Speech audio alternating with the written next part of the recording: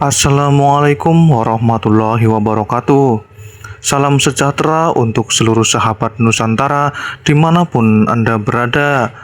Pernahkah Anda bertanya mengapa banyak orang beranggapan bahwa Satrio Piningit berasal dari keluarga raja atau keturunan keraton?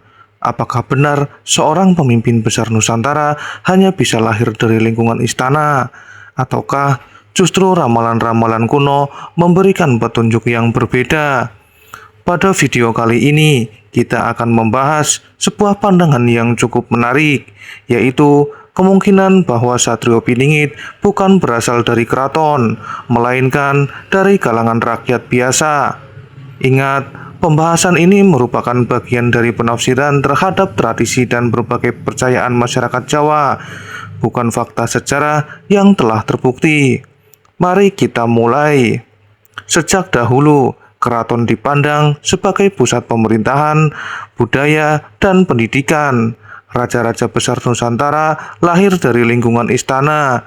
Tidak mengherankan jika banyak orang beranggapan bahwa penyelamat bangsa di masa depan pun pasti berasal dari sana. Namun, jika kita melihat perjalanan sejarah Indonesia, banyak tokoh besar justru lahir dari keluarga yang sederhana. Mereka menjadi pemimpin bukan karena darah bangsawan, melainkan karena perjuangan, kecerdasan, keteguhan hati, dan pengabdiannya kepada masyarakat. Hal inilah yang membuat sebagian orang menafsirkan bahwa sosok Satrio Piningit bisa saja lahir dari rakyat biasa. Dalam bahasa Jawa, Piningit berarti disembunyikan atau tidak tampak di hadapan umum. Bila dimaknai secara simbolis, seorang pemimpin yang dipingit bukanlah sosok yang sejak kecil terkenal, memiliki gelar bangsawan, atau hidup dalam kemewahan. Sebaliknya, ia mungkin tumbuh seperti orang pada umumnya, menjalani kehidupan sederhana, bahkan pernah mengalami kesulitan yang tidak diketahui banyak orang. Karena itulah muncul anggapan bahwa jika benar ada sosok yang disebut Satrio Piningit dalam tradisi, maka ia justru tidak mencolok pada masa mudanya. Sejarah dunia memperlihatkan bahwa banyak pemimpin besar berasal dari keluarga biasa. Pengalaman hidup yang penuh dengan perjuangan seringkali membentuk karakter yang kuat. Mereka memahami penderitaan rakyat karena pernah mengalaminya sendiri. Dalam berbagai budaya, kisah tentang pemimpin yang tumbuh dari kalangan sederhana sering dijadikan simbol harapan bahwa siapapun dapat membawa perubahan apabila memiliki integritas, kebijaksanaan, dan keberanian. Karena itulah, sebagian penafsir menghubungkannya gagasan tersebut dengan sosok Satrio Piningit. Ada yang beranggapan alasan yang sering dikemukakan oleh para pemerhati budaya. Pertama, keraton merupakan tempat yang mudah dikenali. Jika seseorang berasal dari keluarga kerajaan, identitasnya bisa diketahui masyarakat. Sementara istilah Piningit memberi kesan yang tersembunyi. Kedua, pemimpin dari rakyat dianggap lebih memahami kondisi masyarakat luas karena tumbuh bersama mereka. Ketiga, perubahan besar sering datang dari tempat yang tidak disangka-sangka. Namun perlu diingat, semua ini adalah penafsiran budaya, tidak ada bukti sejarah yang memastikan asal-usul sosok yang disebut dalam berbagai ramalan tersebut. Ada pepatah Jawa yang mengajarkan bahwa kemuliaan seseorang tidak ditentukan oleh keturunannya, melainkan oleh perilakunya sendiri. Seseorang dapat lahir tanpa gelar bangsawan, tetapi memiliki jiwa kepemimpinan, kejujuran, dan rasa tanggung jawab yang sangat tinggi. Dalam pandangan ini, bangsawan dipahami sebagai sifat, bukan sebagai garis keturunan.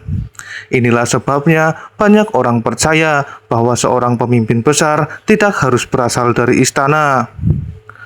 Hampir semua kisah kepahlawanan memiliki pola yang sama. Tokohnya mengalami berbagai ujian sebelum dipercaya memimpin. Ia menghadapi fitnah, ia pernah diremehkan, ia pernah gagal, dan ia pernah mungkin hidup dalam sebuah keterbatasan. Ujian-ujian tersebut dianggap sebagai proses pembentukan karakter. Karena itulah, dalam berbagai cerita rakyat, sosok yang kelak menjadi besar biasanya lebih dahulu ditempa oleh kehidupan. Lalu muncul pertanyaan, mengapa sulit dikenali? Jika benar makna Piningit adalah tersembunyi, maka sangat mungkin orang-orang di sekitarnya tidak menyadari potensi yang dimilikinya. Ia tampak seperti orang biasa, tidak mencari popularitas, tidak haus pujian, lebih banyak bekerja daripada berbicara. Pandangan seperti inilah yang membentuk banyak orang percaya bahwa sosok tersebut sulit dikenali sebelum waktunya tiba. Dalam kehidupan modern, masyarakat makin melihat kualitas seseorang dari kemampuan dan integritasnya. Pemimpin yang baik dinilai dari kejujuran, keberanian mengambil keputusan, kemampuan menyatukan perbedaan, serta kesetiaan mengutamakan kepentingan bersama. Nilai-nilai inilah tidak bergantung pada asal-usul keluarganya. Karena itulah banyak orang memaknai cerita tentang Satrio Piningit sebagai pengingat bahwa setiap orang memiliki kesempatan untuk menjadi pribadi yang membawa manfaat bagi banyak orang.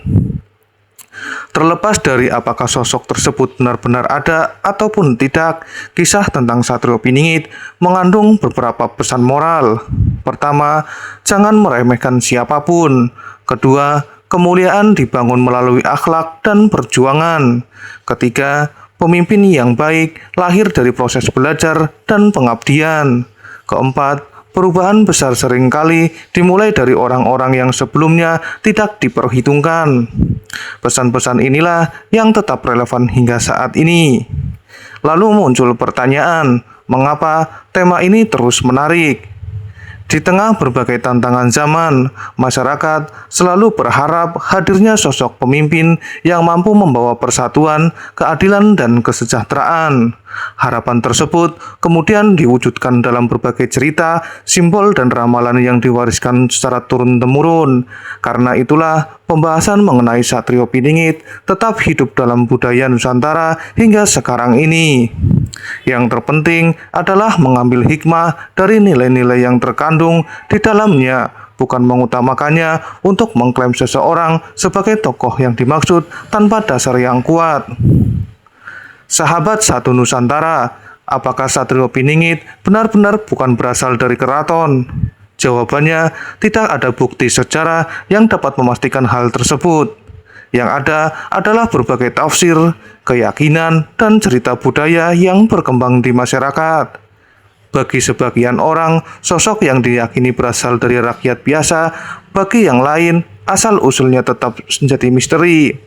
Apapun pandangannya, pelajaran yang paling penting adalah bahwa kepemimpinan sejati tidak ditentukan oleh keturunan, melainkan oleh karakter, integritas, dan pengabdiannya kepada sesama. Lalu bagaimana menurut pendapat Anda? Apakah pemimpin besar berasal dari keluarga bangsawan atau justru lahir dari kalangan rakyat biasa? Tulis pendapat Anda di kolom komentar. Jangan lupa tekan tombol like, subscribe, dan aktifkan lonceng notifikasi agar tidak ketinggalan pembahasan menarik lainnya seputar sejarah, budaya, dan kearifan Nusantara. Saya pamit undur diri. Wassalamualaikum warahmatullahi wabarakatuh.